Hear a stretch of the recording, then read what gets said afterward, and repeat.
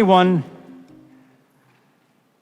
know anything about Gehenna?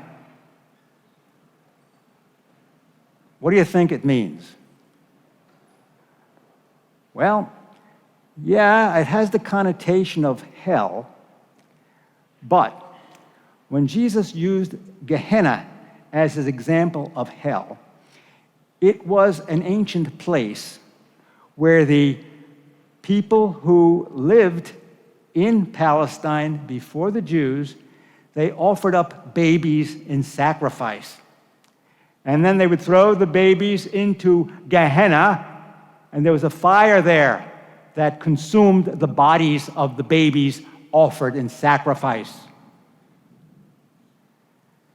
Let's talk about babies being sacrificed. Just yesterday, the United States Congress passed an act, a bill, called the Women's Health Care Protection Act. Women's Health Care Protection Act. I guess it had to do with women who needed heart surgery, had a cancer problem.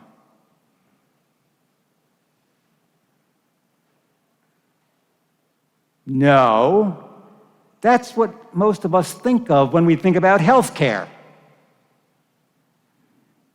This act was to promote abortion, unlimited abortion. And they have the nerve to call abortion health care. A lot of people have the wool pulled over their eyes because these acts, bills, are cleverly packaged to make it sound good. Oh, I'm for women's health care, yes.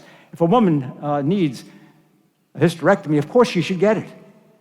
Of course, if a woman needs special treatment because of a cancer condition, she should get it. Doesn't mean that at all. It means abortion. This is what this far-reaching act does. It is the most sweeping abortion law ever passed. It makes federal monies available for abortion. Your money will go to help abort babies. There is going to be no longer a necessity, according to this act, didn't go to the Senate yet, but if this ever went through, there is no need for parental consent for a minor. There's no need for informed consent when someone goes for an abortion.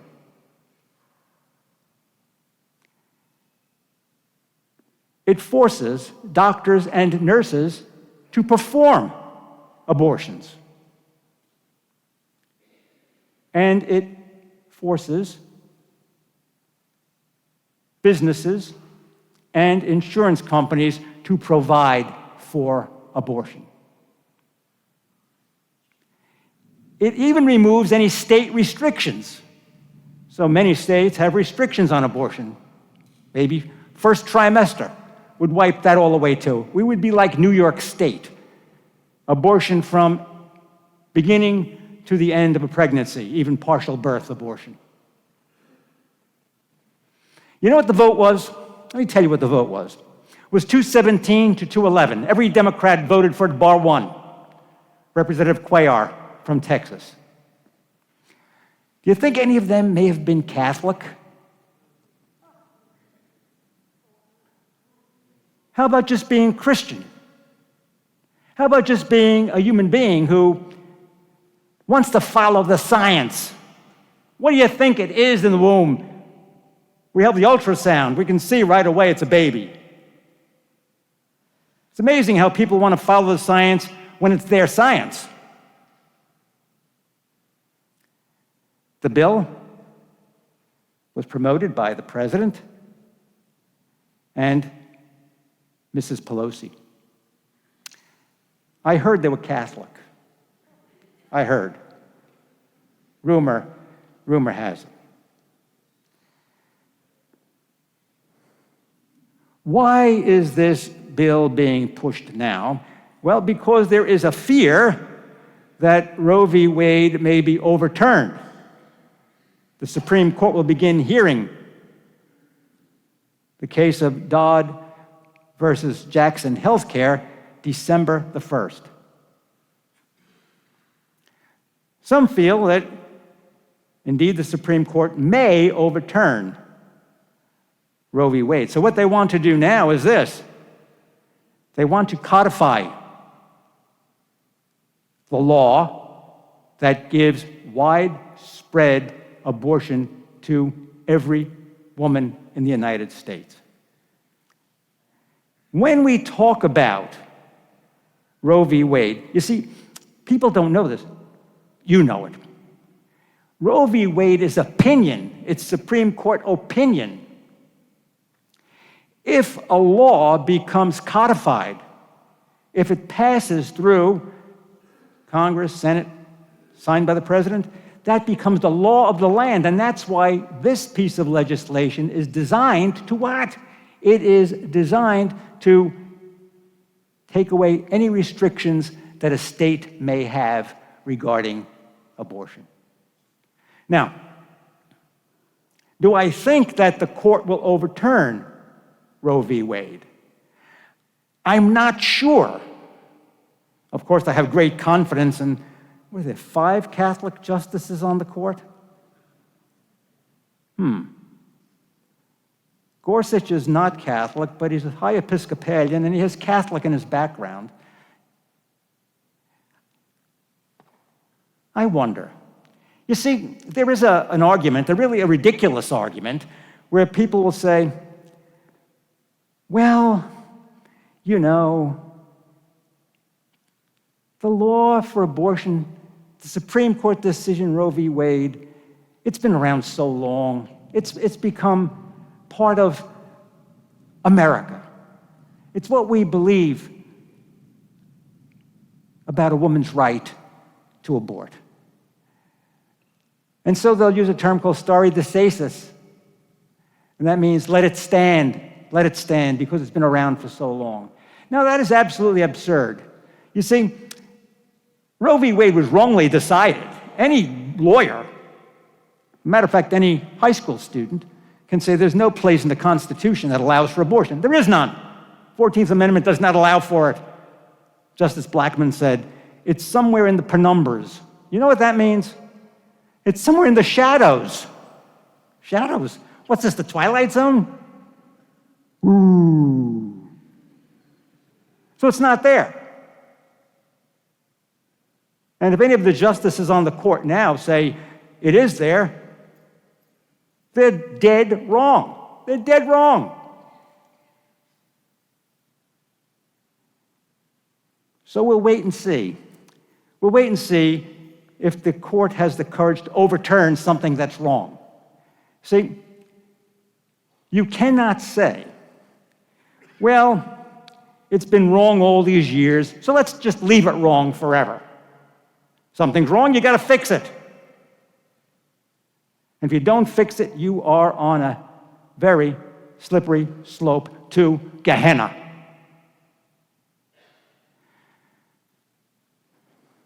Recently, you heard about the state of Texas. And Texas has what we call a heartbeat law. And the state says that a private citizen can report that someone has performed an abortion and file a civil complaint. Of course, it's very frightening to those who believe that abortion is a woman's health care. However, we have to wait to see, as that works its way through the courts in Texas, what happens. It's a procedural thing. This is not Roe v. Wade. This is procedural. But other states want to imitate this. Even our own state of Florida.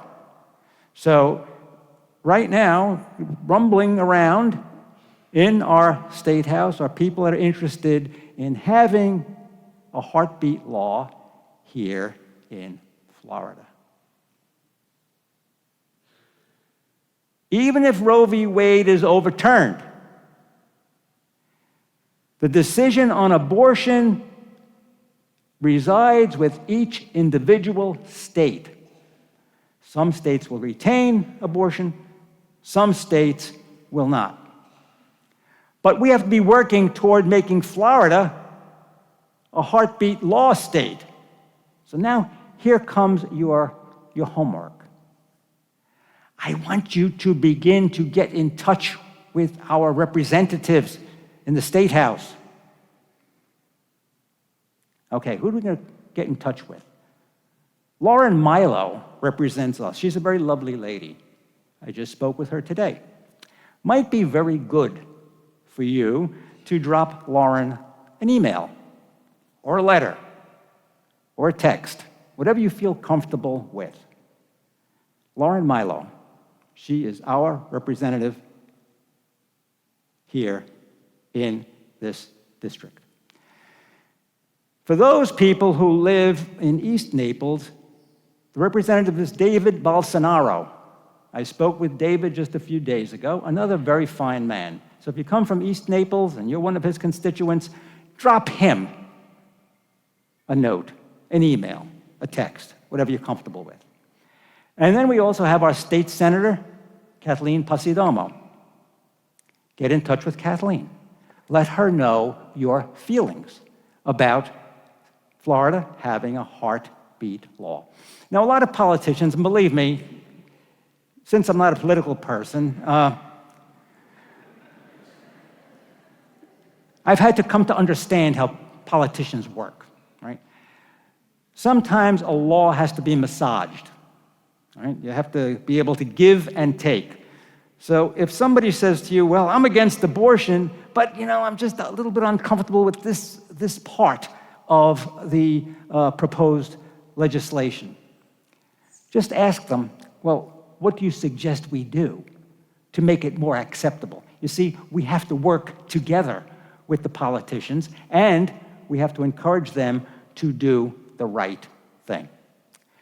Now, lastly, I'm going to share with you a fantasy that I have. My fantasy is that I would be the priest that says Mass in Washington or in Delaware for President Biden.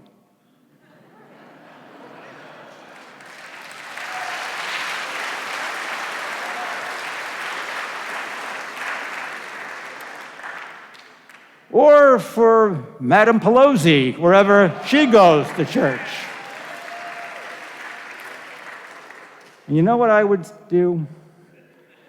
I would stare right at them and say, the gospel today says that anyone who causes one of these little ones to sin, scandal, they are causing scandal, should tie a millstone around their neck and throw themselves into the ocean. God love you.